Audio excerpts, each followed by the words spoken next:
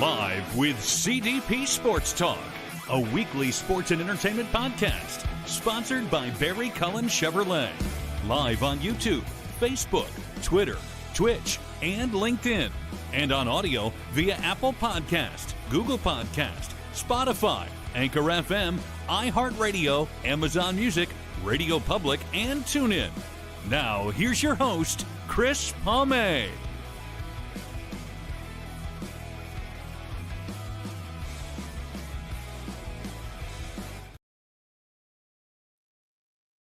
Good evening, folks, or good evening, everybody. Welcome to Season 10, Episode 3, overall 498. I'm getting close to that 500 mark of Live with CDP Sports and Entertainment Talk Show, brought to you by Barry Cullen Chevrolet Dealership at 905 Woodlawn Road West in the Guelph Auto Mall. Check out barrycullen.com for the newest selection of new and pre-owned GM vehicles, along with their great selection of all-electric vehicles and their Cadillac products as well. You can call the dealership at 519-824-0210 and tell them Chris Palme sent you, or you can email the dealership at info@barrycullen.com.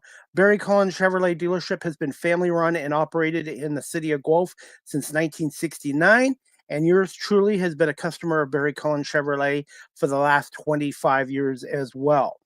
Live with CDP Sports and Entertainment Talk Show is also sponsored by Wellington Brewery at 950 Woodlawn Road West here in Guelph, Ontario. Check out their website, wellingtonbrewery.ca. Try a Wellion, and please remember to drink responsibly. Wellington Brewery was founded back in 1985. They're celebrating their 40th year. They are one of Canada's oldest local craft breweries, and obviously proudly Canadian as well. So thank you to Barry Cullen Chevrolet and Wellington Brewery for being a part of Live with CDP Sports and Entertainment Talk Show. I hope everyone is doing well on this. I can't believe it's already Thursday, February 20th, 2025. This winter and the year is already flying by. And I'm looking forward to my guest tonight. This is her second appearance on my show. She was on my show in August of 2024, so it's been about 6 months, and we're going to bring her on in a minute. Her name is Davine Kerr. She's a trilingual stand-up comedian and a multidisciplinary artist, and she's also a piano player as well. She's a musician. So we're going to bring on Davine Kerr, and we're going to talk a little comedy and maybe a little bit about her music skills as well. Good evening. How are you? Hi, Chris. How are you? I'm doing good. I've been getting my workout here in the last few weeks with all the snow we've had in southern Ontario. It's like a traditional Canadian winter this year. Yeah, don't forget to bend your knees. I have. I've been pretty good. I pace myself, and I've been helping out some neighbors who are elderly with shoveling as well, because there's some people that can't shovel all the snow. So. But yeah, so far so good. I'm getting my cardio workout in. Amazing. My kids are finally old enough to shovel my driveway, so that's nice. Have you had a little bit of snow in your area? In Virginia, surprisingly, yes, we did. Not as much as Canada. I heard in Montreal, they had like 30 centimeter and then 50 more this week. So there's yeah, they have us beat. I thought 3 feet here was enough, but I think Montreal's got us beat. Oh, so you're not. I don't know why I assume you had as much as Montreal. I think Montreal has more. Oh, but, wow. Okay. But for Ontario, this is a lot of snow. So, and where I live, we normally get snow, but not as much. But I don't mind it. It's been actually okay this winter because we haven't had freezing rain. I don't mind driving on snow, but freezing rain or ice is not good. I don't care if you have winter tires or what kind of tires you have. Ice is ice. The only thing ice is good for is hockey and for your ice in your drinks. Nice. Did you see in Detroit, they had a flood and then the whole thing froze, so all the cars are stuck in ice cubes? Absolutely. Yes, I saw that. And that's awful. That's crazy. Wait, but I want to say thank you so much for coming on here again. And great to be back. Well, yeah, it's 6 months goes by quick. I swear as soon as you hit a certain age in life, it's like somebody presses a fast forward button. It just speeds up. It's too fast and too slow at the same time. It depends. Yeah. If you're doing something that you really enjoy, it's really quick. When you Absolutely. have heartburns, it's like a whole nightmare. So, so how's the comedy business doing these days? Same steady. I mean, I'm just more careful. I'm in DC. I'm in the DC area, suburbs, and I feel like I'm adjusting a little bit. I'm doing more private gigs. That's why you don't see me promote them. When you see me post a flyer, those are the ones that anybody can come. But I do a lot of private gigs. I do weddings and other stuff behind the scene that you guys don't see. But it's been fast and slow at the same time. It's kind of weird. People are a little more wary of budget. Everyone's more like pinching money and scared to go out, and everybody's been sick. So it's been interesting. When you get your gigs, do you go out and do it yourself, or do you have like a manager to help you with that? Myself so far. No, I don't have a booking manager. I do everything myself. And most of your shows, you just stay in the DMV area, like the Oh, Maryland, Virginia, DC area? well, that's my main base, but I did go everywhere. I mean, a few months ago, I was in Columbus, Ohio. I'm everywhere they take me.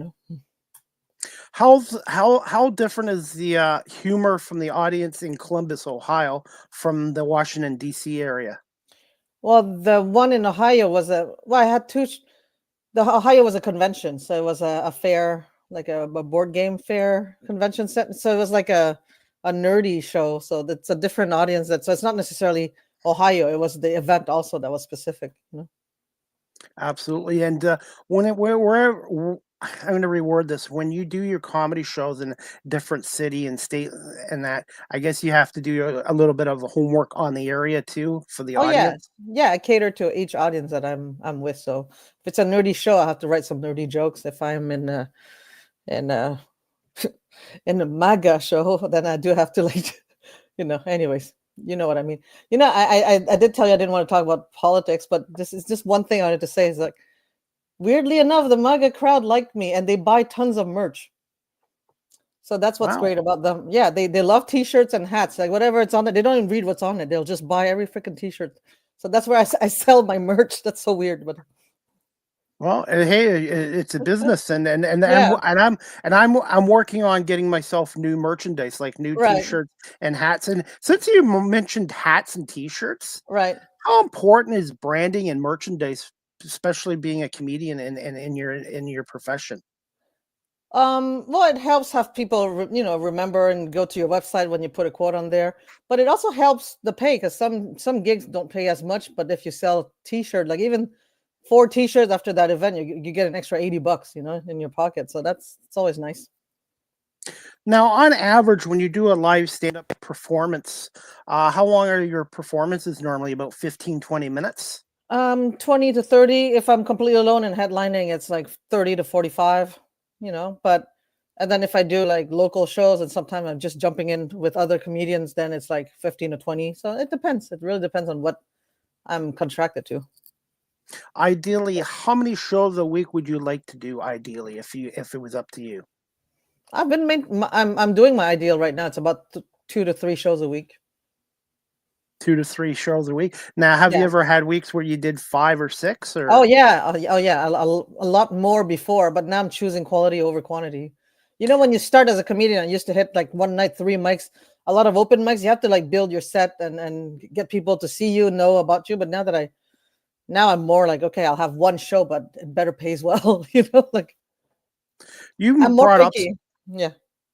you brought up something too, quality over quantity. There was a while there I was doing 5 to 6 shows a week, Right. and I found by the fifth, fourth, fifth, sixth show, I didn't have the same energy. So I've decided ideally 3 shows a week is good. There's some guys that want to do 6 or 7, but for Right. me, I'd rather do 3 shows a week with 3 great guests and have good shows than to do 5 or 6 and then start getting sloppy at the end. Yeah. Yeah. Exactly. I have a viewer on. He has a podcast show in Buffalo, New York. His name is Robbie Schneider, and he just wanted to wish me congrats on 500 episodes coming up of Live with CDP Yay. Sports and Entertainment Talk Show. And a fun fact was when I first started this show 5 years ago, my first guest was a female ventriloquist from Los Angeles, Christine Barger. I remember her to this day, and I still keep in touch with me. She had enough faith in me to come on my show 5 years ago for my first show.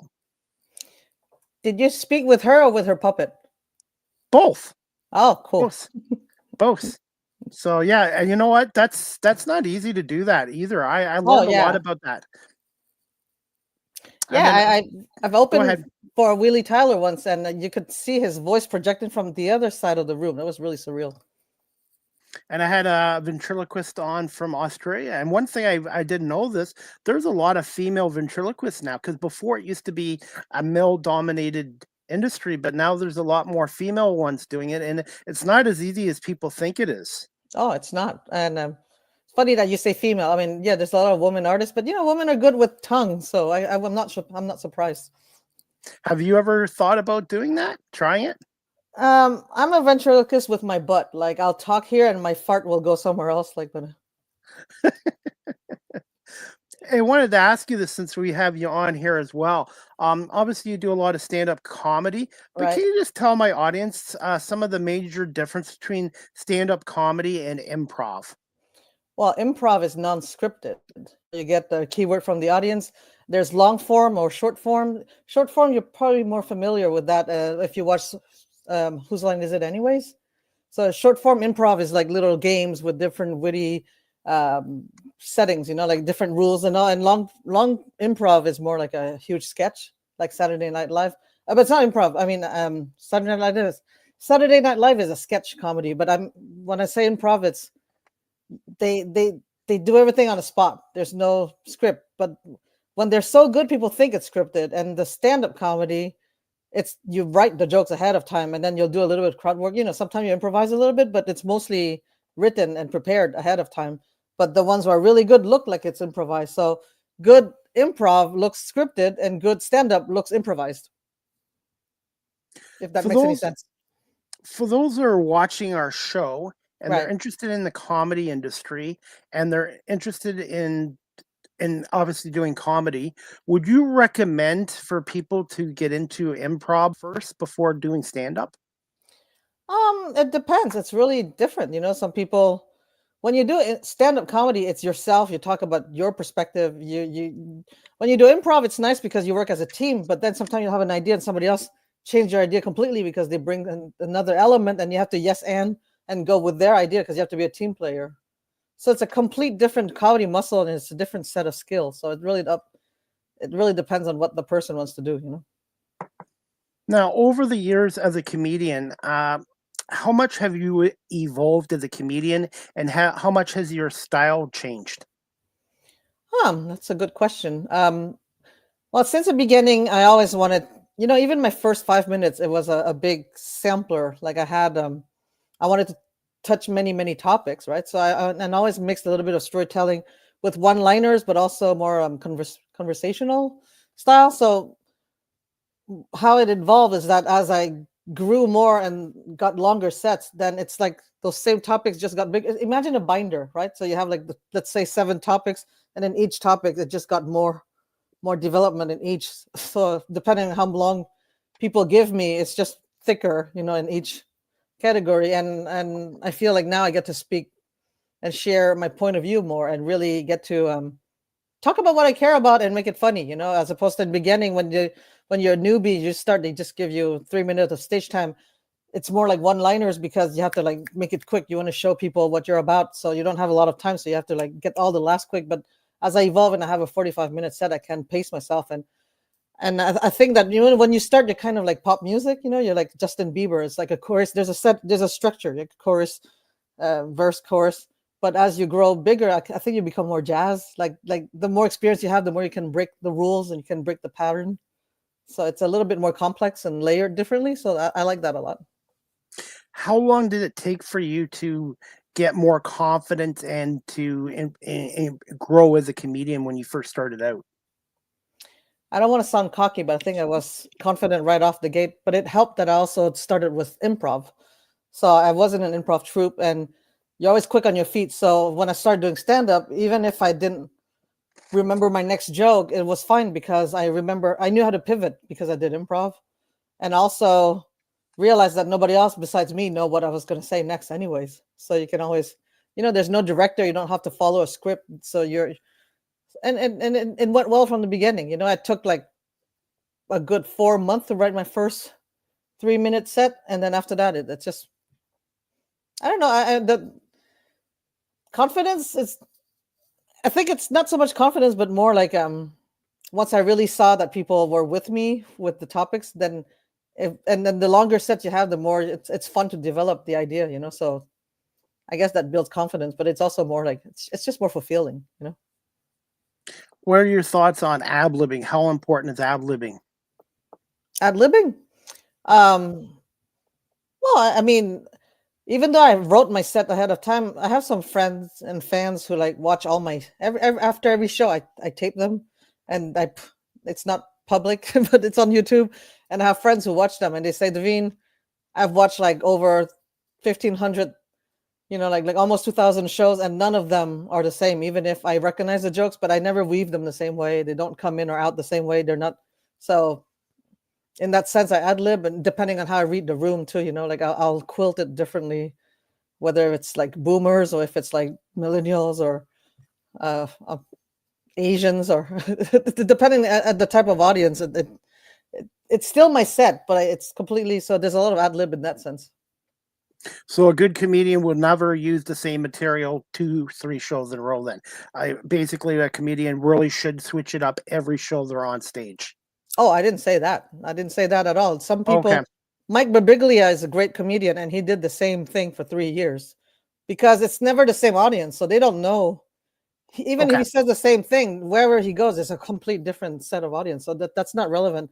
It's actually a mistake a lot of newbies do is they change all the time, so they never get to polish their jokes also. Because when you say, yeah. Sorry, I should have reworded that. What are some do nots to try not to do stuff like that? I mean, the do nots is more like if you're bombing, don't yell at the audience and blame them and say that they're the one too stupid to understand their jokes. The problem is you. Okay, like a lot of comics will blame the audience all the time, but I mean, in some rare occasion, it is the audience. You know, like it happened to me, but in 10 years of comedy, it's really rare that it wasn't me. It was, anyways. But I mean, a lot of comedians will like. Oh, hold on, is my computer not plugged? Okay. It's happened to me too. No, it's saying low batteries, but it is plugged. So I don't know why it's doing that. You know, hold on. Okay, That's no worries. odd. I hope it doesn't die on us. Crap. Okay. Anyways, you know, some comedians will go on a stage and make fun of the venue they're on. So to me, that's a don't, because if you want to get booked again, you don't bitch your booker. You know, like. And don't be a creep, you know. Don't be a home wrecker. Sometimes there's an audience, there's a couple looking at you, and people start flirting with. Anyways, there's a lot, but to me it's obvious. Like it's a basically don't belittle what location you're at as well. Be professional, be respectful. You know, as far as set goes, I mean, I'm not here to police comedy. A lot of people say like don't cover this topic or that topic. You know, I mean, that's up to them. I feel like if you're gonna choose to do that, then you got to live with the consequences. You know, like you want to be an asshole on the stage and say awful things, fine, you can, but people, they're gonna be backlash. But you know, to each their own. I'm not gonna tell people what to do. You know? Have you ever been at a club where they said, "Look, you have to sign an agreement saying you can't talk about this, and that"? Oh yeah, sometimes some show they'll say like. And that's why you ask before you get booked if there's a language restriction. Sometimes it's PG-13 only. Some don't want to do political at all. Some, yeah. And by the way, I want to say congratulations on 10 years. Thank you. That is tremendous. The time must go quick. And I wanted to ask you, do you remember the first show you did 10 years ago? Oh yeah, you never forget your first time. It was great. It was great. It was just 3 minutes they gave me. It was at a hotel called Topaz in DuPont Circle in DC. And because they didn't know me, I was brand new. I had to bring 15 friends over. There was a competition. Anyways, it went well right off the gate. I didn't bomb it. That's why I got addicted right away. It was like once you go stand up, you don't go back. You know, it's a. What have been some of your most, I'm not going to use the word favorite, but some of your most memorable clubs that you've performed at so far?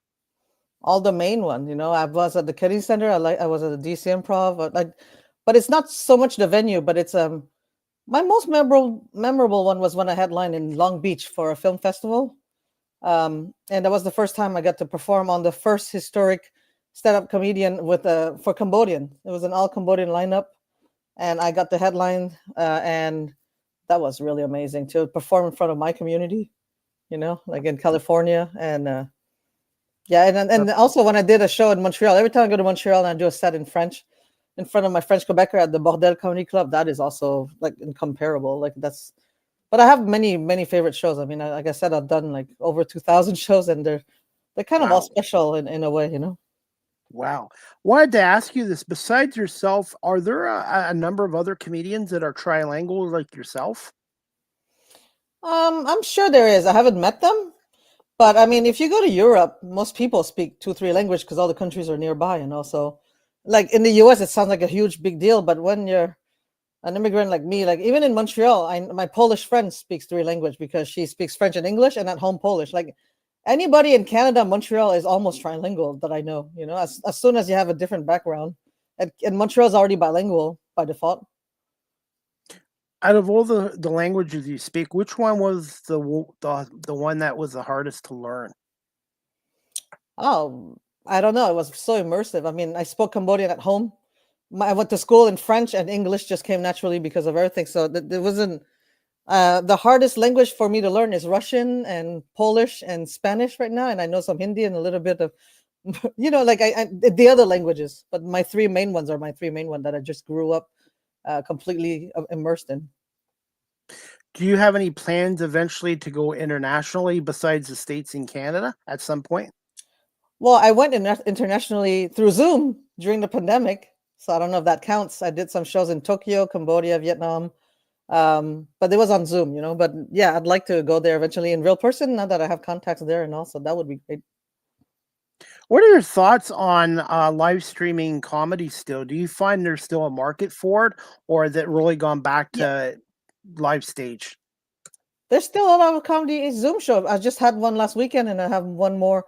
Um, yeah, I mean, it's not ideal. I like direct feedback from the audience. But what's great about the live show, the virtual shows, is that it forces you to be a good writer, you know. But what I don't like when I do them too much, though, then I get weird. I develop new verbal tics on the stage because you see yourself in the camera like now. Then you fix your hair, and then you end up on the stage and you fix your hair again too because you. So it's weird. There's some stuff I didn't do before the Zoom shows that now I do, so I need to fix that. And people use cheat codes. You know, when you do Zoom shows, you write your jokes and you glue them on the wall. Yeah. And then you have memory loss when you go back on the stage because you're relying on, so that's stuff like that. But otherwise, it's pretty good. Like I said, as much as I love doing this show virtually, which has Right. been great, I do now a lot of media work in person and interview people, athletes, coaches in person. And there's nothing better than when you're with people in person. And when Right. I do a live interview, I have to really think on my feet even more than I'm on here. When I'm doing this show virtually, I have time to prepare and have stuff ready. But when you're doing it in front of an audience or in front of people, you have to think on your feet more. Oh yeah, totally. Sorry, I'm trying to plug my laptop to make sure we don't die. It happened to me a couple weeks ago where I thought it was plugged in and I didn't have it all the way plugged in. So my It is guess, though. thankfully, okay, well, might be the outlet too, but it happens to all of us. Hopefully it's It's so weird. absolutely. But gotta ask you this as well. What I didn't get a chance to ask you this the last time, I don't think, Right. but obviously most comedians like bigger audience. What's harder, doing it a comedy show in front of a big audience, or let's say a small audience? It doesn't matter. See, for me, size don't matter. It's the level of engagement. All right. Like sometimes you're in a huge theater, but if there's only like 50 people scattered in a giant theater, or even 100 people in a 500 capacity, then you feel like even if they're laughing, you can't hear their laughs. It also depends on the venue. Sometimes the ceilings are so high that you can't. You did well, but you can't tell until. That's why I record myself. It's only after the fact that I'll watch. I'm like, oh, I did get laughs, but you can't hear them because it bounced off the wall, especially like brewery, you know, and big theaters, you know, like they're sitting if the ushers sit them all in the same spot together, then it's easier to see your audience. Um, but like sometimes I've had like just 12 people in the crowd and they're completely attentive and they love you so much. I never had a big crowd that didn't like me though. I gotta say, like the big crowds are actually for me easier because they came there to see comedy, they bought a ticket, they're excited. So smaller venues are maybe trickier, but I still don't think it's that tricky. It's a What's hard for me is to stay clean on a smaller audience though. Like if there's only 10 people eating a chicken wing and they didn't know there was going to have comedy, they just went out to have fun, and then you're ambushing them with comedy, then my set tends to be a little bit more raunchy because I try to get their attention, and I hate that. I come home and I want to take a cold shower because I like to work cleaner if I can. So.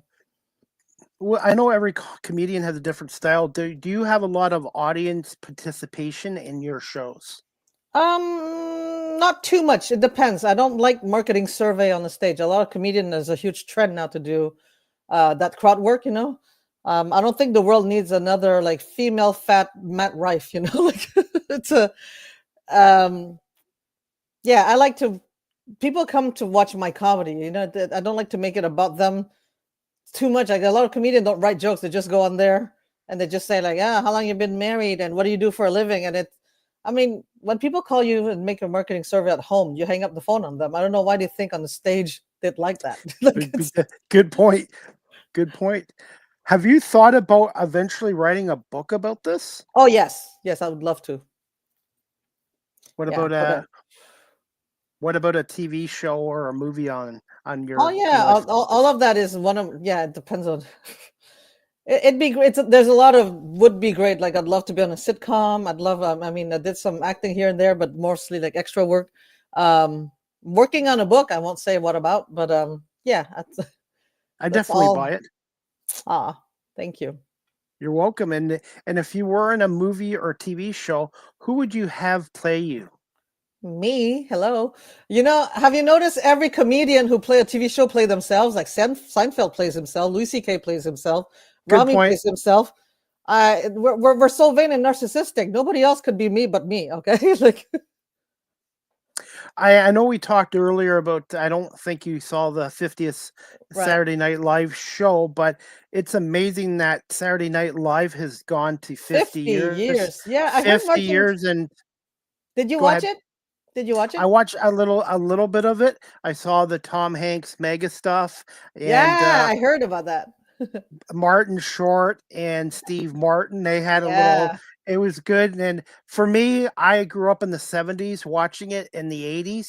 For me, the late 70s, 80s, and the early 90s were the best, right? For me as well. But back then they didn't have as many guest spot. Like now they have a lot of guest artists coming on, and I think that's to like encourage the newer audience watchers.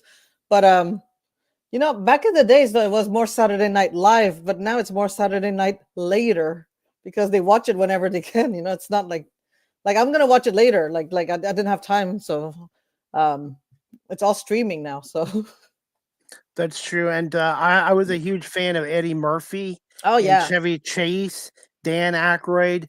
A lot of Canadians have been on that show, including Lorne Michaels, and it's just amazing. It's just amazing. I was 3 years old when it started up in 1975, and 50 years.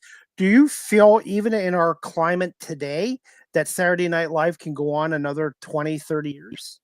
Oh yeah, people have been complaining that they suck, but they've been saying that for 50 years. So because to be honest, they've been on the same network. And same time slot for 50 years, and that's unheard of. Yeah, I don't think they're going anywhere. Because Mad TV, I liked that on Fox, but it didn't last. And SCTV in Canada only lasted, I think, 5 years. And I really miss that SCTV with the late John Candy. I don't know if you ever saw it, but to me, SCTV was just as good as Saturday Night Live growing up. Oh, what do you mean? Of course, Canada comedy. I mean, most of the best one here are from Canada. Not to plug some names, but well, and Canada's got a stereotype: hockey, beer, donuts. But people don't realize how many good actors, actresses, and comedians have come from Canada. Yeah, yeah, and most of them are multidisciplinary too. You know, they're good at so many things, and they're very a lot of physicality. You know, like just look at Jim Carrey, um, yeah, and many more. But that What are some other what are some other popular forms of comedy style right now? And do you still find there's a place for slapstick comedy?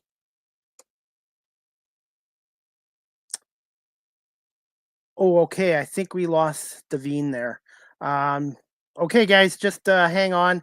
Davine just froze up. So, Davine, if you can hear me, you froze up. Maybe just try logging off and try to log back on. We're just talking about different styles of comedy with Davine Kerr. She's a trilingual stand up comedian out of the Washington, D.C. area and a multidiscipline artist. And she's also a musician as well. So, Davine, if you want to try logging off, it's just an issue with her Wi-Fi connection. So hopefully we can get our guest Davine Kerr back on. While we're waiting for Davine, I'm going to play an interview I did earlier today with a local pro wrestler. Her name is Bad Nanny. And she does some wrestling for Off the Ropes in Kitchener, Ontario. So while we wait for my guest to come back on the show, I'm just going to play a little bit of an interview I did earlier today with Bad Nanny, and it's courtesy of my YouTube channel. And please remember to hit the subscribe and like notification. Chris Palme here at Active Relief Center here in Guelph, and I have a special guest with me this afternoon, and she's a local pro wrestler, and her name is Bad Nanny, and we're going to talk to her a little bit about her wrestling career. Good afternoon. How you doing? Hey, Chris. Good. How are you doing? Thanks for coming to visit me at my work today. I was going to say, Bad Nanny, how did you get into pro wrestling? And just tell us a little bit about yourself. I've been pro wrestling with Off the Rope Studio now for about 3 years, and actually just had a match at Conestoga College this morning where Revna beat the ever-living crap out of me. So it's a good job that I do work at Active Relief Center so they can treat my injuries after a big match like that. Can you tell us a little bit about your match today and your opponent, and what some of your moves that you've learned how to do over the years doing local wrestling? Well, my favorite moves are suplexes and fisherman suplex. Any big strength moves, because who is actually going to go in there as a grandmother and slam someone around? But today was a little bit different because Revna is a little bit bigger than me. So she actually beat the crap out of me. My signature move is I take my diaper off, because I do wear a diaper, take it off and beat my opponent with it. But today she beat me with my own diaper. I wanted to say your story is unique as well, because I started my career in the radio a little bit later in life, and I guess you've done that with pro wrestling. Okay, everybody, it looks like I've got my guest back on. It was just a Wi-Fi technical difficulty. I will play the rest of this interview with Bad Nanny later on, and we're going to bring our guest back on, Davine Kerr. Welcome back. Hi, sorry about that. And I hope there won't be any distortion. I don't have any headphones for this. And my laptop did die on me. I'm so sorry. It's okay, and it's like the show business. The show has to go on, and I've learned how to ad-lib and not panic. When this first started happening, when I first started it, I would panic and all this. But Right. now it's like, okay, I always have a plan B and C in case something happens. Because as much as technology is great, it can be a Right. pain in the butt sometimes too. I see you're super calm, so I'm impressed. I'm sorry again for the that never happened to me. I don't even know why my laptop ran out of juice, you know. It happens. No worries about that. And we're just talking about different forms of Oh yeah. comedy, slapstick comedy. Does it still have a place in today's society? I don't see it as much, but I'm sure there's a place because it's its own art form. They're all really. Some people just put all comedy in one big bowl, right? But I know in a lot of foreign country, like in Cambodia, they still love slapstick, you know, and it depends how it's integrated. Like in Canada, on the one man show, they still have a lot of physicality, and that comes from slapstick. And I know clowning is still kind of popular, and miming's making a comeback. So, you know. Really? Yeah, yeah. I mean, I know a comedian in Quebec named Bruno Blanchet. He has a PhD in miming. I had no idea. Yeah, I tried to do some miming and clowning, and that's harder than you imagine too. That's like a whole other set of skills. Well, I need to look into maybe getting him to come on my show. Oh, I love him. I don't know if he speaks English well though, but he's phenomenal.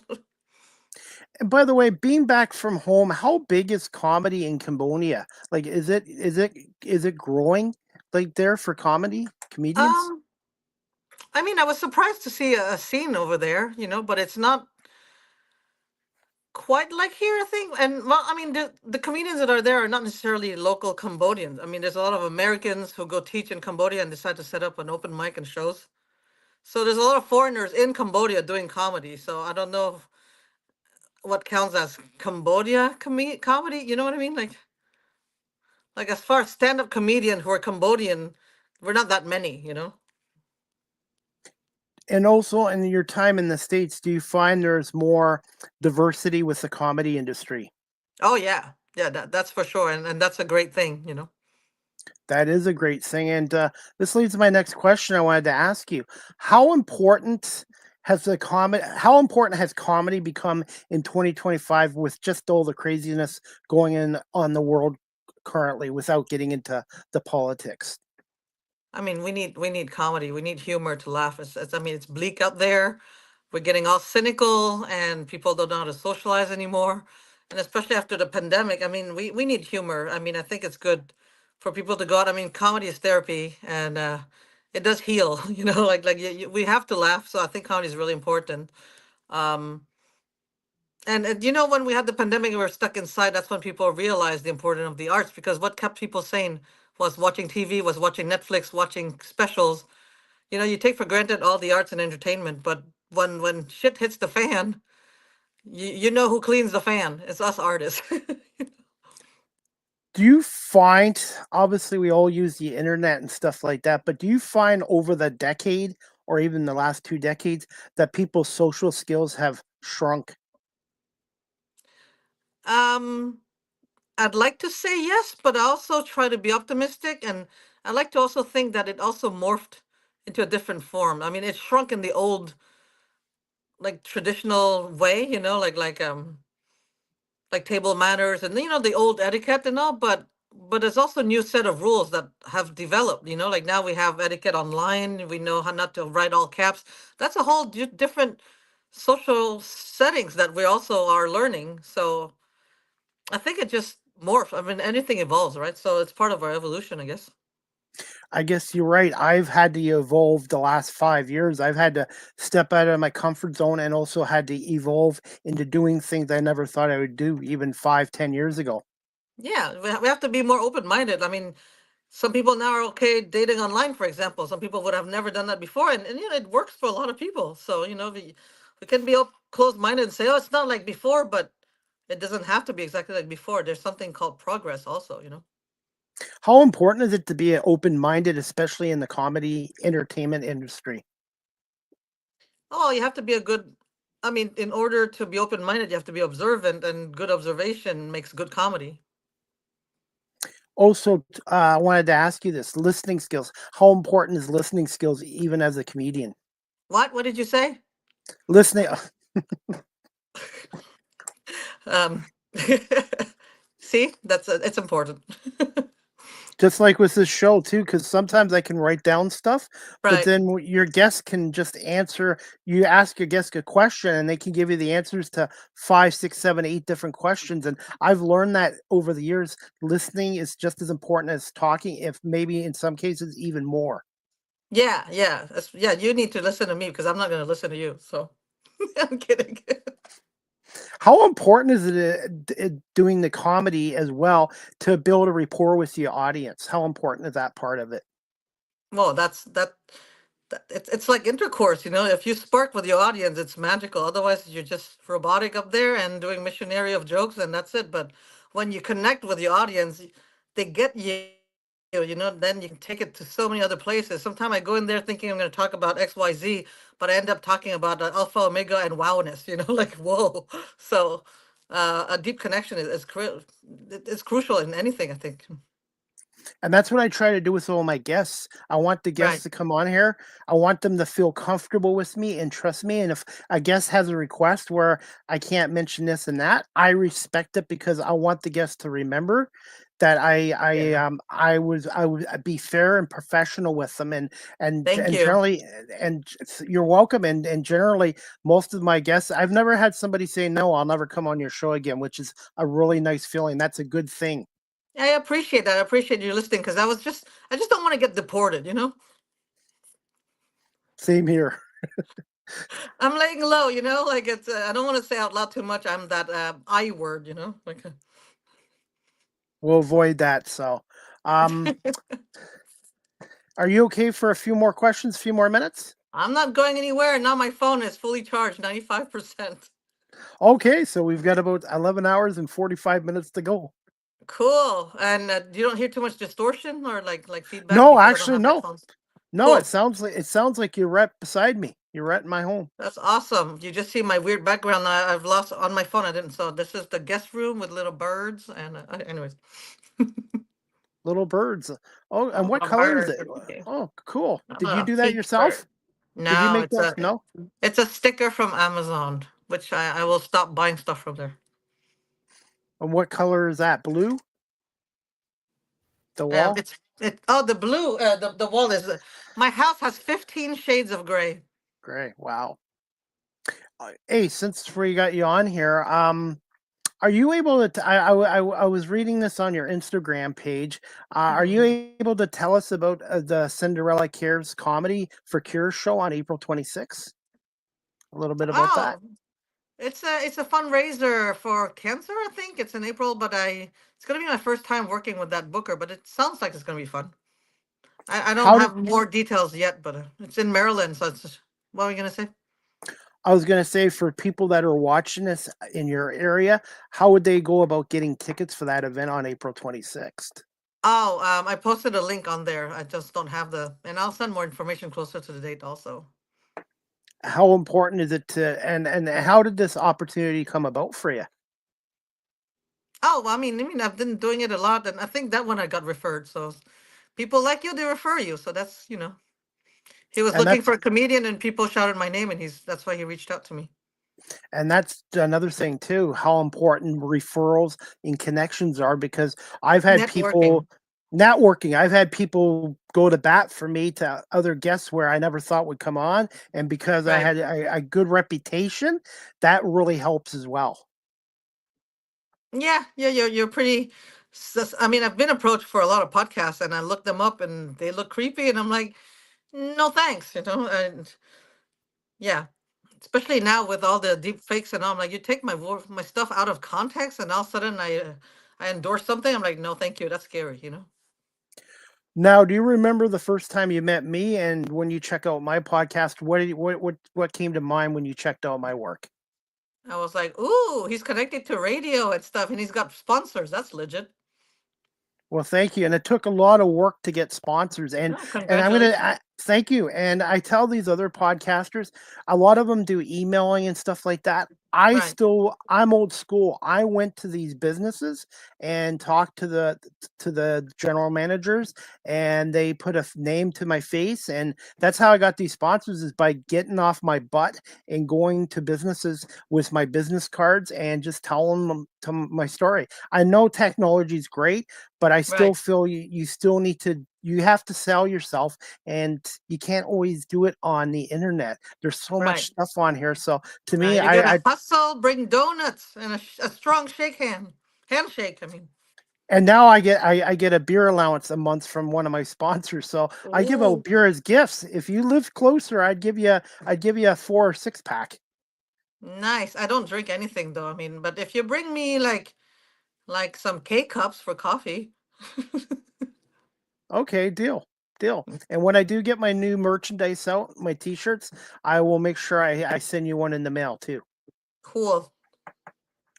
Hey, before we wrap this show up, I know we talked about it a little bit the last time you came on here, but I wanted to just get into your musical talents and how long you played the piano and some of your favorite and most difficult songs to play on the piano. Oh, interesting. So my father has the absolute ear. That's his gift. So no matter which instrument he picks up, he can play it by ear. And so he gave me that gift. So I've been playing since I was a baby. I mean, like, as long as I know how the instrument works, I can play any instrument. So I play, you see me play the piano, but also play the guitar and clarinet, some violins, any instrument I play by ear. So what's difficult for me is actually trying to read sheets because I didn't have any proper training. So I don't know how to read any notes. I just play just whatever. So, but what's fun is to jam and join any musician and play with them. So I would like to do that more. Which musical instrument was the most difficult for you to learn, if there was one? Weirdly enough, guitar. It's really popular, but it hurted me. When you play the piano, it doesn't hurt you. You just play. But the guitar, you have to build the callus, and it's a different. It was frustrating for me. So that's the latest one that I'm like learning better. But like any sort of flute and wind and piano percussion, that's great. So. Favorite song to play on guitar and piano? Well, I composed the song. It's all improvised, so I don't know if I. But as far as like favorite song, I don't know. It's just all my favorite songs that I listen to radio. I like The Cure a lot. Um I like all the classics. And I'm not talking about classical music, but classics like Billy Withers, Van Morrison, and just different bands. I just look up the chords and then just play it. So I just enjoy playing anything depending on my mood that day. Wanted to get your ask about this. I know when I was young, my parents had an organ. What's the Right. biggest difference between an organ and a piano? The pipes. The organ is like, "Wah, wah, wah, wah, wah," and the piano is little like, it's a complete different instrument. One is all lungs. Uh, I'd say that an organ is like the Godfather, and a piano is like Roberto Benigni. Like it's different personality. Have you played the organ before? Sometimes it's Yeah. very solemn. Yeah, yeah. It makes me convert to Christianity. Like, like it If makes me feel more spiritual and religious. It's pretty amazing the feeling. How powerful is music, and how much can music reduce your anxiety and stress in life? Oh, well, I saw it recently. I had to get my blood pressure taken at the doctor's office, and the minute I hum Christmas music, my blood pressure goes down. So I can see the direct correlation between my sanity and music. Absolutely. And sometimes before I do these live shows, I'm listening Right. to satellite radio music and just music from the 70s and 80s and 90s, and it really impacts you mentally, your mental health as Yeah. well. Yeah, they say that, but there's still tons of musicians that commit suicide. Not to be cynical, but like, um, just like some they say dance is therapeutic, and I know tons of dancers who also commit suicide. So I think the only real therapy is my husband naked. But anyways. What are your thoughts out of all the great piano artists out there? I'm going to put you on the spot here. Right. Would you rank who would you rank up there number 1 and number 2? Oh, it depends on the genre. You're asking me like to make a blanket statement. I mean, I love Chick Corea. He's a jazz piano player who's phenomenal. I admire him a lot. But otherwise, yeah, it really depends on the music and my mood. But I do like Chick Corea. If I really have to choose one person, then I love his piano. Have you ever thought about incorporating some of your music into your stand-up comedy, or is that not really feasible? No, it is doable. A lot of my favorite musician artists is Fred Emerson, he integrates a drum in his set, and there's Reggie Watts, who like does some like music on the stage. Dimitri Martin bring his guitar on the stage, and I could totally see myself do that someday when I have my one woman show. Are you currently working on any new songs? Oh, my new songs every day, all the time. But other projects I'm working on. Will they be on Spotify and iTunes one day? Yeah, probably. I mean, that's where I mean, if they still exist by then, I don't know. Maybe I'll be Betty White by the time I finish any project. Hey, look at vinyl records. I was born in 1972, and now they're as popular as anything. And They're I've even heard from everywhere. people cassettes are coming back as well. Oh, I kept all my cassettes, all my mixtapes from my friends and everything. I'm old school like that. I got rid of them all, but I still have Oh. CDs. Oh CDs. yeah. What are your thoughts on the shrinking CD market, or do you find it's coming back too? I think they're all coming back. I mean, the vinyls especially, but they're really overpriced. I regret selling some of mine before because now it would have been worth a fortune. The cassettes, it's more of a nostalgic thing, but not practical, especially when you have to wind back everything with the pencil and all.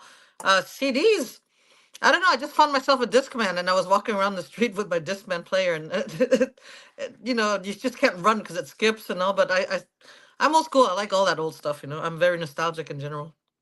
Yeah, unfortunately, with the new cars now, they've taken out the CD players. So I But still even laptop have no more holes. Nothing has holes. absolutely, absolutely, and We and need it's our kind of holes back. absolutely.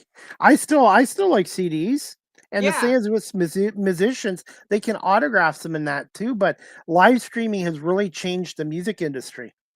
And you know what sucks with live streaming is now people don't own the music anymore. They just own the right to listen to it.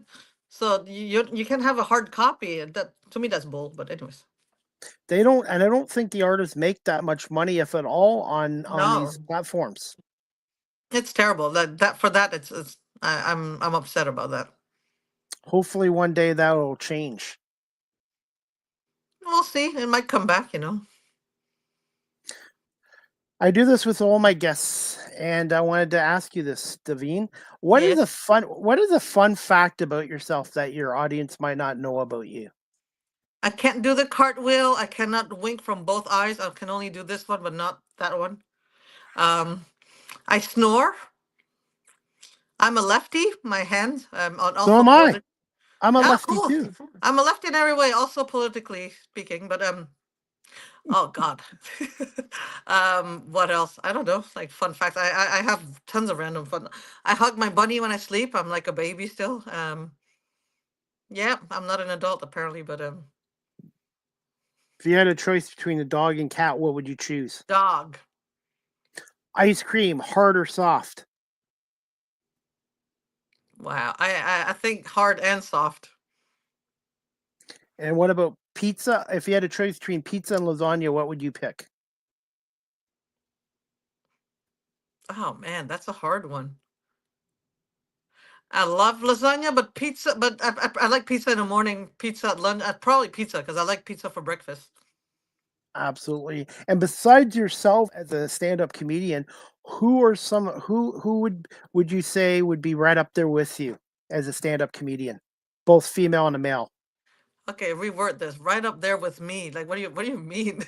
Like, Well, being a top comedian, like who you're are some asking me comedians? who are my favorite ones or who is good as me? Because that sounded like that and that was crazy.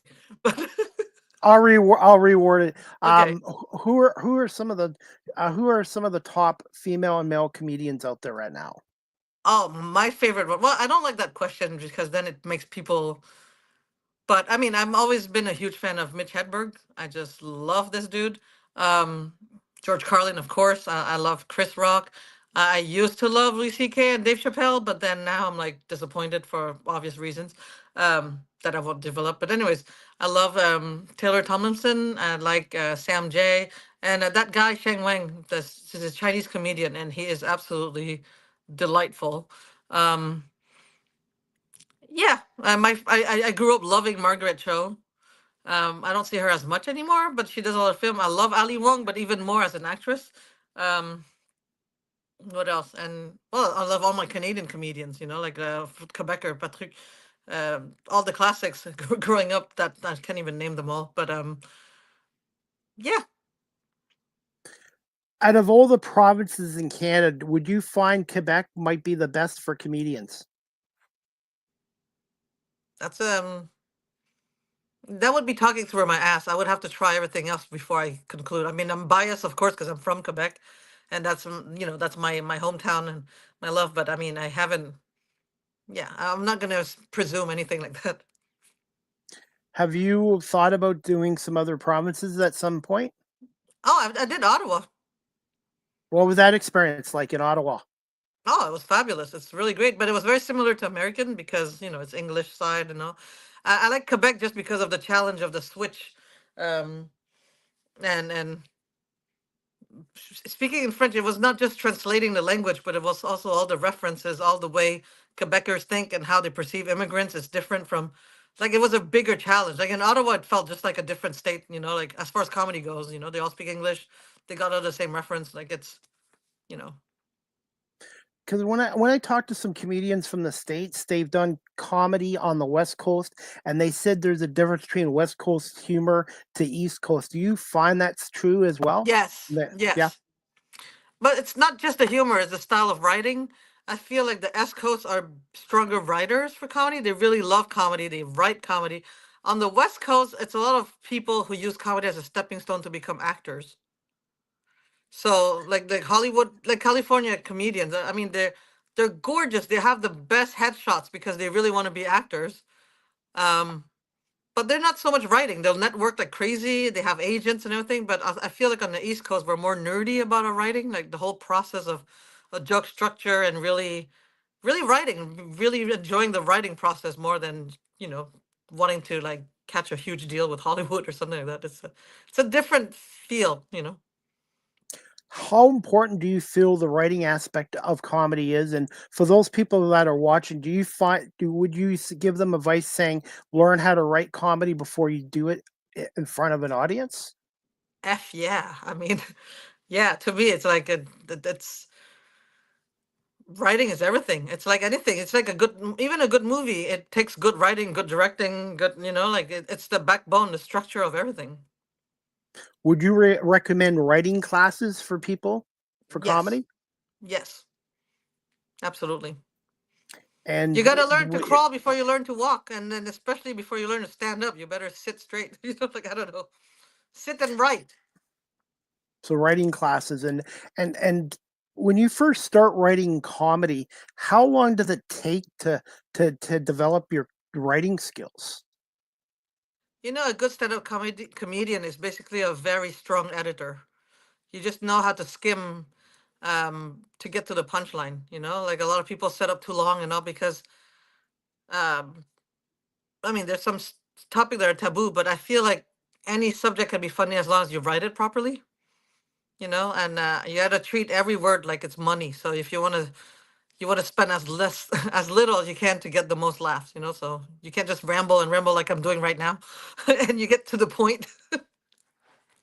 Where do you get some of your inspirations from? My whole life. And also, that's why I also do like 3 shows a week as opposed to like 10 shows a week, because if your whole life is comedy, then you don't have a life to talk about. Good point. Well said. Good point. And before we wrap up our show, um, Davine, I want to say thank you so much No, for thank coming you. back on my show again for the second time. Number 498. I'll always remember you Wahoo! as number 498. Yeah, almost 500. I'm like I almost have like podcast blue balls now. I wish I was the number 500. How many podcasts have you done so far approximately in your comedy career? Oh my God, I didn't count. I mean, I used to be on a political panel, so that was like weekly, and then before that, I've done I think at least like 100 guest appearances, and like yeah.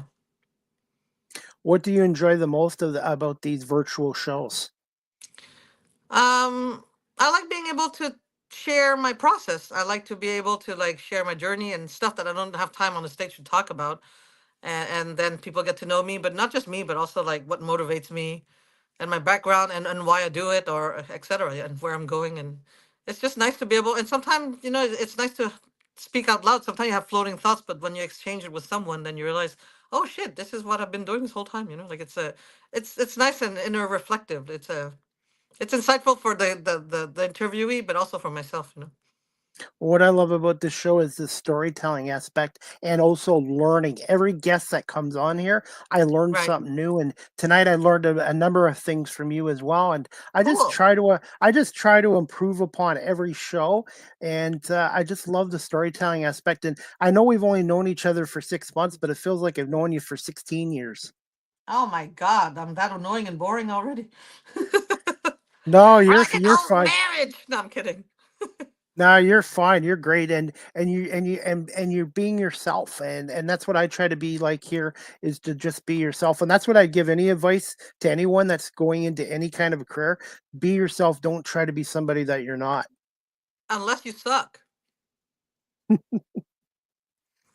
I mean, that's a nice La La Land optimistic thing, but I mean, it's like when people say, "Keep on working hard, you'll get." That's not Yep. true. That like if everybody who works hard will get great, that's not true either. A bit, but it's a nice thought. I'm like I said, I feel like I've evolved over the 5 years. I still I'm have a I'm lot. glad you did. Yeah, I still have a lot to improve upon.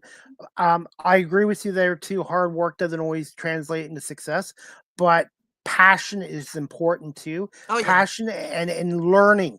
And I speak to high school kids once a month here, and it's about the importance of education in the classroom, but yeah. outside the classroom, you don't ever stop learning. The time that you stop learning in any job or any career is the time you should probably move on.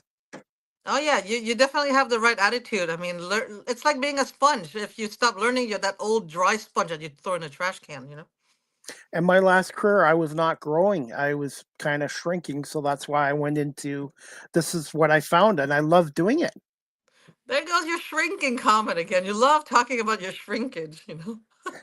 I try to be funny at sometimes. I just try to be funny and I just love being myself on here. And I just can't believe 5 years has come up. And I want to say thank you so much for Oh, coming thank you on for here. having me. It was fun as always. Like, And before we let you go, where can my yeah. audience follow you on social media and the best way of contacting you? And if do you have any upcoming shows you'd like to plug on here? So I'm at Davine DC on all social media platform except for Twitter. I mean X. I've left a long time ago because too much unsolicited I should porn. probably do that too. I'm on Blue Sky Yes. now. Yeah, I'm on Blue Sky too. So I think follow me on there if you can. I'm also at Davine DC there, and I Okay. post my shows on all my social media so you can see all the upcoming shows also. And I just want to say thank you so much. I know you're not a big hockey sports fan, but Canada, US tonight, who you picking to win? Canada versus US. That's a hard one. Um, don't tell the Americans, but always root for Canadians. Same here, and I'm hoping we win too as well. And I'm just hoping for a very good game. It's an 8 o'clock game tonight, and it's on. I guess it's on ESPN and ABC in the states, and it's on TSN here. And crime will be low in Canada tonight because 40 million Canadians will be glued to their TV sets, so there will be nobody out on the streets tonight. But do they riot like the Philly people here in the U.S.? The Philly team for football, whether they win or lose, they always riot. Like, how's it in Canada after a hockey game? I think the last time we had a hockey riot was in 2011 when the Vancouver Canucks lost the Stanley Cup to the Boston Bruins in Game 7. Wow. But generally, Canadians don't riot. Well, it's already violent enough on the skating rink. You can just slash the throat. Is there any horror movie with slashers with skating? By the way, I never watched one. No, not to my knowledge, but I know there's a new sport in another country. It's called hockey football, where they play football on ice, and it's crazy.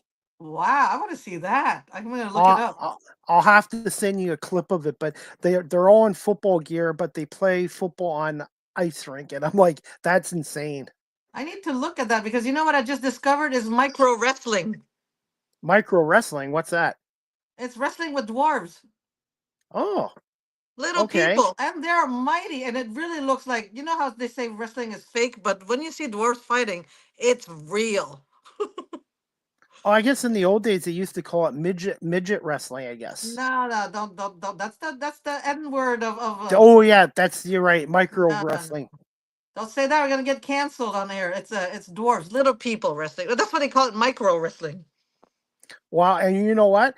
I have so much respect for those people because they have to be great athletes, but they Uh-huh. also have to be actors and actresses, and basically they're storytellers, just like Yeah, comedians and what I'm doing. So it's entertainment. you should look it up. They're really amazing, and they tour around. Like they were in Virginia like 2 weeks ago. I missed them. That's how I heard about them. I'm gonna have to try to see if I can get one of them to come on my show because Oh I yeah, think that's amazing. No, I really do. they're really athletic. They're super badass too, and they have so many pun names. Like their names are hilarious. And I was gonna say, so is mine. My name's hilarious too. But I'm gonna let you go. But hey, I want to say, Davine, thank you so much again for Thank you, coming Chris. on. I really appreciate your friendship and support, and I want to wish you continued success in the comedy industry. And if you ever come to Ontario again or the Toronto area, please let me know, and I'll make sure I take the GO train down to Toronto. I refuse to drive to Toronto. I'll take the train instead of drive down to Have your Toronto. beer and I'll eat a poutine. You guys have poutine too, right? Oh, I like poutine. It's not good. It's heart attack food, but once in a while I can have it. Take some cholesterol pill before that. But keep up the great work. Also, I'm very proud of you that you got more sponsors and everything. So Well, thank you so much, and give me a little bit of time tonight, and I will send you the video, the audio, and I'll break this down into some reels and clips if you like cool. to share on your social media platforms as well. I'm And anytime you have a show coming up, feel free to plug it on my social media pages as well. Okay, okay. You have to teach me how to do that. But I'm watching it's Reacher easy. tonight. I don't know if you know that show. It's coming out tonight, so I'll do that while you edit. Take your time. Which show was that? Reacher. It's like Equalizer. It's really badass. A lot of action on Amazon Oh, Prime. okay, okay, okay. But we got to watch that hockey game, Canada US tonight. Oh, All right, that's true. no You did problem. I plug will that. check that out. I'll do Canada both. US tonight. Yes. Absolutely. And by the way, the Equalizer, I watched the original one from the 80s and I loved it. Yeah. I haven't really watched the new one, so I should probably give it a Oh, chance. the Morgan Freeman one. Not Morgan Freeman. What am I saying? The Edward, it was, no, I think no, Edward, no. Gosh, Denzel Denzel Washington. Washington. Denzel He Washington, but did, I call him Denzel in distress. But he the third Equalizer is the best one if you get to watch one. It's amazing. I loved it so much. I saw it 4 times at the theater. okay, because I know the one from the 80s TV show, so I should check out the movie version and then the new version as well. Yes, the new version is Queen Latifah, the TV show, but the movie with Denzel Washington is amazing. Check it out. Okay, I will do that and I will let you know. So, but again, I want to say thank you so much for coming on here, and we'll talk to you soon, really soon. Thank you Thank so you. See, much. we're Canadian. We're so polite. Taking like 20 minutes to be polite and say thank you. Thank We you so say, much. and I got to say, and I And love it. And one of my favorite Canadian commercials is "I Am Canadian" by Joe from 1992. oh, The Molson Canadians, yeah, Molson Canadian commercial back in the 90s. It was "I am Canadian, I'm Joe," and it's becoming popular again. It's basically oh, Unified Canada. So I'll have to watch that and check what it's all about. absolutely so. And I hope to see you on Saturday Night Live one of these days, my Oh, friend. that'd be great. All right, thank you. You too. Keep up the great work and You thank you so too. much. Bye. Good night. Bye. All right, guys, that wraps up season 10, episode 3, overall 498 of Live with CDP Sports and Entertainment Talk Show, brought to you by Barry Cullen Chevrolet Dealership and Wellington Brewery here in Guelph. I want to say thank you to my guest, Davine Kerr, a trilingual stand-up comedian and a musician out of the Washington, D.C. area. Before we wrap up tonight's show, guys, I'm going to play the rest of my interview with local pro indie wrestler Bad Nanny that I did earlier today, and this is courtesy of my YouTube channel. Please remember to hit subscribe and like to my YouTube channel. And this is Bad Nanny, and she wrestles with Off the Ropes Wrestling out of Kitchener, Ontario. Just thoughts on trying to overcome people judging you based on your age? Well, I had a guy come up to me after my match and he said, "I really appreciate what you do at your age." And I was like, "What do you mean at my age?" Apparently, when you're 51 years old, you're not actually supposed to be wrestling in a wrestling ring. So it is very unique that someone of my maturity wrestles in the ring at this age. But as long as you're doing it safe and you're conditioned and you're trained, you should be okay. Can you tell us a little bit about the nutrition part of it and the training aspect of it? I do powerlifting training 4 days a week. I do sprint training 1 day a week, and I'm in the ring 1 day a week for a 2-hour session at Off the Rope Studio. And I eat a lot of protein and drink a lot of water and a lot of fruits and vegetables. So I just keep my nutrition clean and hope for the best. For those people that are watching our interview right now and they're looking to get into wrestling, what advice would you give to them? It's not for everyone. but give it some time. Those bumps are going to hurt. Even running the ropes hurts, hitting the turnbuckle hurts, but you'll get used to it. And then you'll get addicted to it and you'll love it. So if you really want to try it, you should try it. I was 47, 48 years old when I started pro wrestling. So anybody can start at any age, but just give it some time and enjoy it. And it's supposed to be fun and challenging, and it's a good activity and a good workout, and you get to be creative and come up with your own character and just do things differently. So anyone can do it. I think anyone should try it. You should try it. And if you don't like it, that's okay. But if you love it, you will love it. And how important is the branding? And just tell us a little bit about your t-shirt here. So my t-shirt is designed by Eddie Inks. He is a tattoo artist, and it's produced by Twisted Tees here in the Kitchener area. You need to have a brand, you need to have a character, you need to do something different. Vance Nevada said, you always need to reinvent yourself all the time in the ring, because the audience doesn't want to see the same thing over and over again. So you get to be creative by, like, maybe I'm using my wooden spoon to beat somebody, or maybe I'm taking my cane and choking somebody with it. Like, you just have to be creative and make it engaging and interesting for people. What do you prefer, babyface or heel? Ooh, my character's a little hard because I go in as an old grandmother and I beat people up, and the audience ends up loving it. So if I'm a heel, sometimes the audience is like cheering for Bad Nanny when I'm supposed to be the heel. But the heel is a lot more fun because you get to do all the dirty stuff, including the dirty diaper and choking on the ropes and pulling the hair and just doing all the bad stuff. It's a lot of fun. And so far in your pro wrestling career, what has been your most memorable match and opponent so far? One of my first match was first singles match. My debut was against Robin, and the interesting part with this match was this is in Cambridge, and I look up, and my best friend had surprised me from PEI and drove 17 hours to surprise me at my match. So I come out of out of the curtains and the lights, and my music's blaring, and I'm like all in character. And then I look up, and here's my best friend from PEI sitting there. So it was like a huge shock. And then I had to be like, holy crap, get yourself together because you have a show to put on. So pulled myself together and got in the ring and nailed it. It was a pretty cool experience. And finally, can you tell us a little bit about your business called Active Relief Center here at 291 Woodlawn Road West here in Guelph? Yeah, for sure. So we are a sports therapy clinic. We do soft tissue work.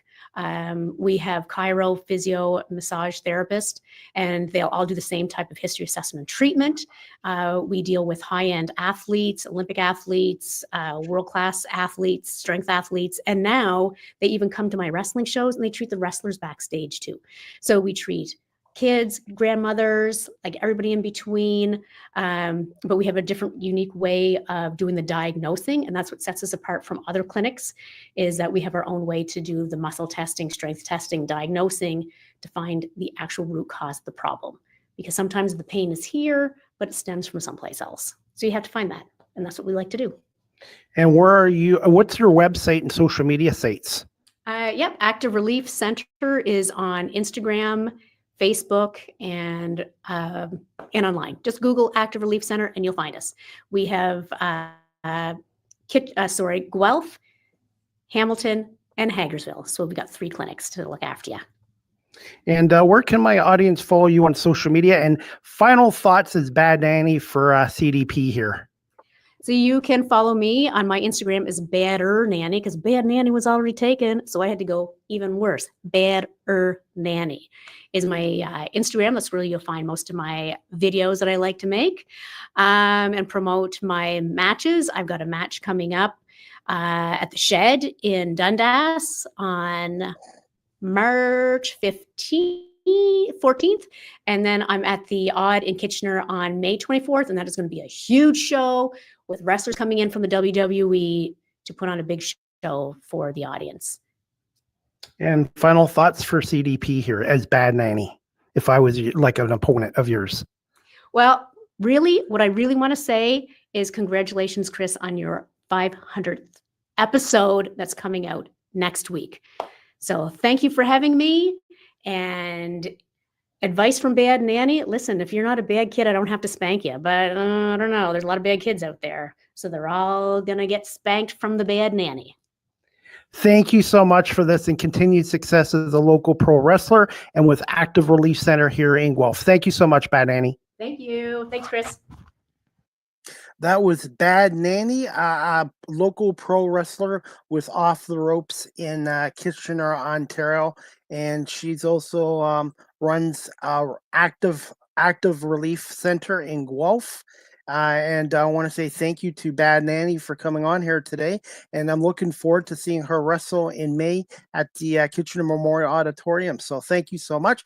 I want to say thank you to my guest tonight, Davine Kerr, a stand-up comedian out of Washington, D.C., for coming on here tonight. As we wrap up this show, guys, the next Live with CDP Sports and Entertainment Talk Show, sponsored by BarryCullen.com and WellingtonBrewery.ca, is going to be on Monday, February 24th at 2 p.m. Eastern with my special guest, a husband and wife comedy team, Danny and Malachi. I don't know if I got his name right. They're known as the Lovelies. They're a husband and wife comedy duo out of Detroit. So Danny Lee and her husband, I'm going to get his first name right by Monday, known as the Lovelies, will be on Live with CDP Sports and Entertainment Talk Show Monday, February 24th at 2 p.m. And my 500th episode, I'm just trying to confirm a date and a time with my guest. My 500th episode definitely will be next week. And I want to say thank you to everyone for the last 5 years for watching and listening to Live with CDP Sports and Entertainment Talk Show. And a special thank you to my wonderful guests. I never thought when I started my new career into radio and media 5 years ago, I would be doing 500 episodes. And I've had so many, a diverse array of guests from different professions around the world and topics on my show. So I just want to say thank you to everyone for watching, listening, and all my amazing guests, and want to say thank you to my sponsors, Barry Cullen Chevrolet Dealership, who's been with me for the last 2.5 years, and Wellington Brewery, who's been with me since November as well. Before we wrap this up, guys, speaking of Wellington Brewery, the Wellington Brewery right now has an event on March 12th. That's March 12th at 7 p.m. Eastern. And Wellington Brewery is located at 950 Woodlawn Road West in Guelph, Ontario. And their event is called Lizards and Loggers. It is an interactive reptile show for all ages. It's an all ages event. And with an adult ticket will include a pint of beer or a non-alcoholic option. So that's an event where you can bring your kids and adults can come. It's an all ages event on March 12th, 7 p.m. at 950 Woodlawn Road West in Guelph, Ontario. If you're a fan of reptiles, check out the Wellington Brewery on March 12th at 7 p.m. Eastern. And again, they're located at 950 Woodlawn Road in Guelph.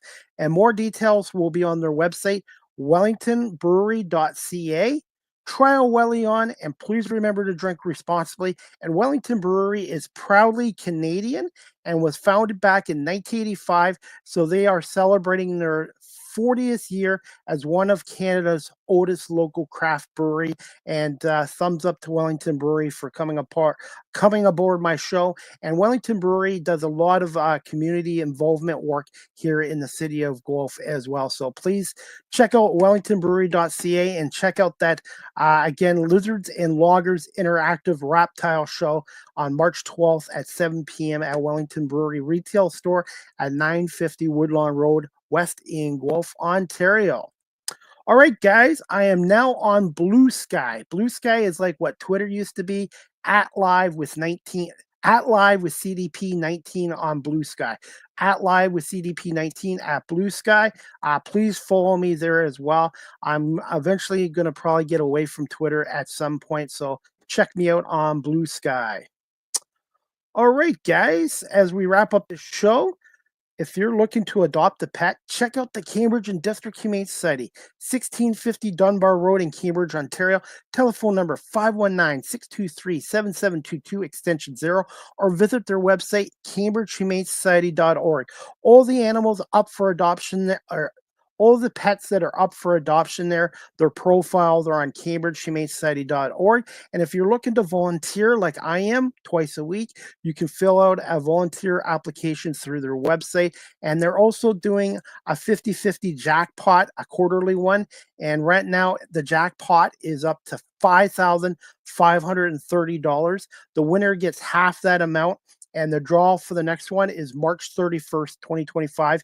You can get raffle tickets through cambridgehumanesociety.org and click events, or you can see Kat and the staff at the Cambridge Humane Society at 1650 Dunbar Road in Cambridge, Ontario, and they can get your ticket there. And all the money from the jackpot, half of it goes to the winner, the other half goes to the shelter in support of the Cambridge District Humane Society shelter programs and services there as well. They do great work with getting our homeless furry friends into forever homes and families as well. So please check them out as well. My other sponsor, Barry Cullen Chevrolet. As you know, it is winter right now here in Canada, in Southern Ontario, and with the extreme cold temperatures, they can be hard on your engine and your battery. And right now at Barry Cullen Chevrolet, you can go into their service center and get a free battery check. A free battery check.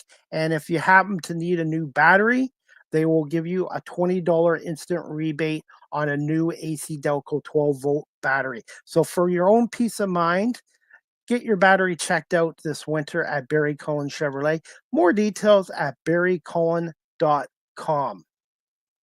Live with CDP Sports and Entertainment Talk Show is live streamed on these platforms: YouTube, Facebook, Twitter, X, Twitch, LinkedIn, and now available on Instagram. And fingers crossed, in the next year, hopefully StreamYard will be able to live stream through TikTok and maybe some other platforms as well.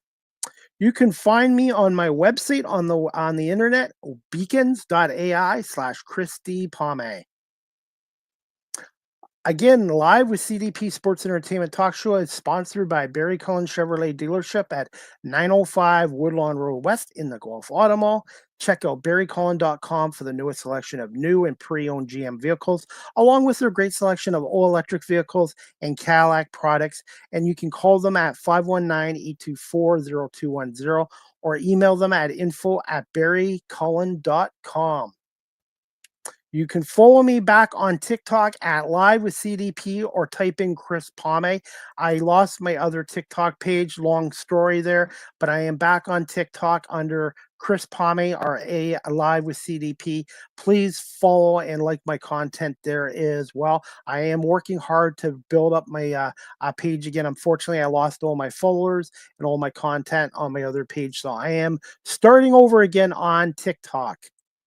StreamYard is the official live stream provider of Live with CDP Sports and Entertainment Talk Show. If you're into webinars or podcasting, check out StreamYard.com. And I've been a proud customer of StreamYard now for over 4 years. So check out StreamYard.com for your live streaming needs.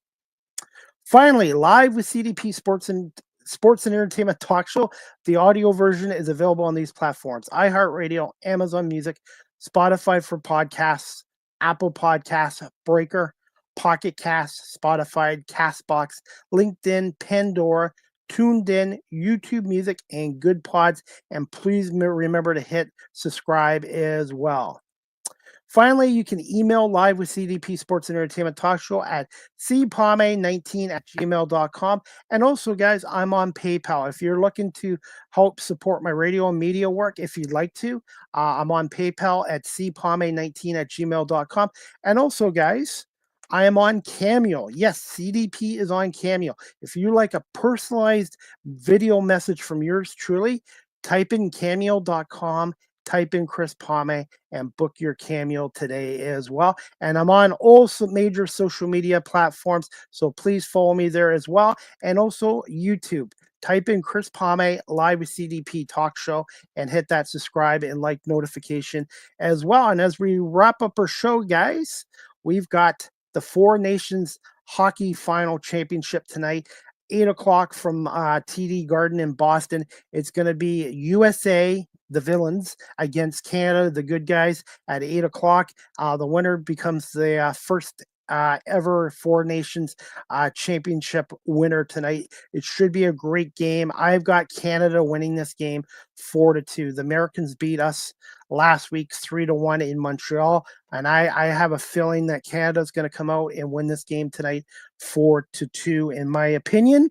And it should be a great game as well. And that's about it. Again, want to say thank you to Davine Kerr, my guest, the stand-up comedian out of Washington, D.C., for coming on. And I want to say thank you to everyone watching this live streamed and on audio platforms. And again, a special thank you to my two sponsors, Barry Cullen Chevrolet Dealership and Wellington Brewery here in Guelph.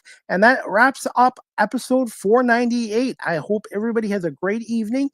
Please enjoy the hockey game between Canada and US tonight, and we'll see you back here again for season 10, episode 4, 499, Monday, February 24th at 2 p.m. when I have a husband-wife combo, the Lovelies out of Detroit, Michigan, on to talk about stand-up comedy and being a husband-wife dual team as well. So I'm looking forward to it, and episode 500 is coming next week, and I will let you know who that special guest is and what day and time that is as well. And if you're someone out there that has a unique story that would like to share your story and experiences on Live with CDP Sports and Entertainment Talk Show, you can contact me on my social media inboxes, or you can email me at cpame19@gmail.com. Have a great evening, everyone. Have a great weekend. Stay warm, and we'll see you back here on Monday, February 24th at 2 p.m. for another edition of Live with CDP Sports and Entertainment Talk Show.